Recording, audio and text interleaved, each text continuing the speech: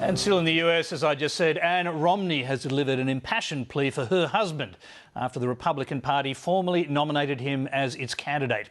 In a high-stakes speech, Mrs. Romney promised Americans that the former Massachusetts governor will not fail if he wins the presidency. But the party convention was overshadowed for a second day by a Hurricane Isaac slamming into the Gulf Coast. Craig Mitt reports from Tampa, Florida. This is what the Republican leadership feared. Hurricane Isaac may be a shadow of Katrina 7 years ago. Now's not the time to tempt fate. Now's not the time to dismiss official warnings. You need to take this seriously. But images of Gulf states being battered jarred alongside Tampa's party mood. The Romneys arrived at the convention just in time for the roll call of the states. Ohio casts all of its 66 delegation votes for the next president and vice president, Mitt Romney and Paul Ryan. The result was preordained. Mitt Romney was watching on television from his hotel as he finally claimed the nomination. It fell to Ann Romney to say the things her husband has so far been unable to communicate on the campaign trail. Tonight, I want to talk to you about love.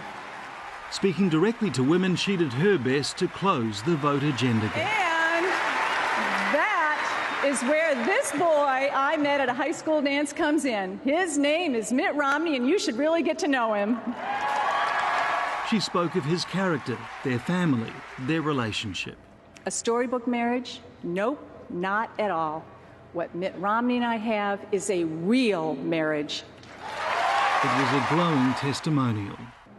Mitt doesn't like to talk about how he has helped others because he sees it as a privilege, not a political talking point. And the party faithful were on their feet as Ann Romney made her impassioned appeal.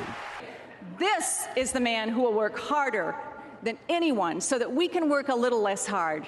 I can't tell you what will happen over the next 4 years, but I can only stand here tonight as a wife and a mother and a grandmother, an American, and make you this solemn commitment. This man will not fail. Well, I'm hoping that the entire nation is now watching and is going to take a look at Mitt. She really connected with people just as a woman. I was very impressed. I think I would vote for Mitt Romney just to get her as First Lady. If Ann Romney provided the personal touch, up-and-coming Republican star Christie delivered the red meat.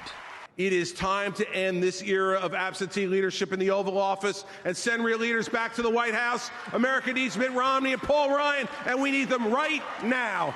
In a rousing keynote address, the New Jersey governor, once seen as a rival to Mitt Romney, gave a powerful endorsement. He called on Americans to accept hard truths to fix the country's fiscal problems and attacked Barack Obama's leadership. But our leaders today have decided it's more important to be popular, to say and do what's easy, and say yes rather than to say no, when no is what is required. Seen by many here as a future presidential candidate, the challenge for the colourful, blunt-speaking New Jersey governor was delivering an inspiring speech without overshadowing the party's choice this time. The speech injected energy, but also highlighted the contrast between the blunt-speaking governor and the reserved Mitt Romney. We have Governor Mitt Romney and Congressman Paul Ryan, and we need to make him the next president and vice president of the United States. But even as they were cheering in Tampa, Hurricane Isaac was making landfall on the Louisiana coast, and Republicans are still worried it could drown out their message. Craig Mitt, Lateline.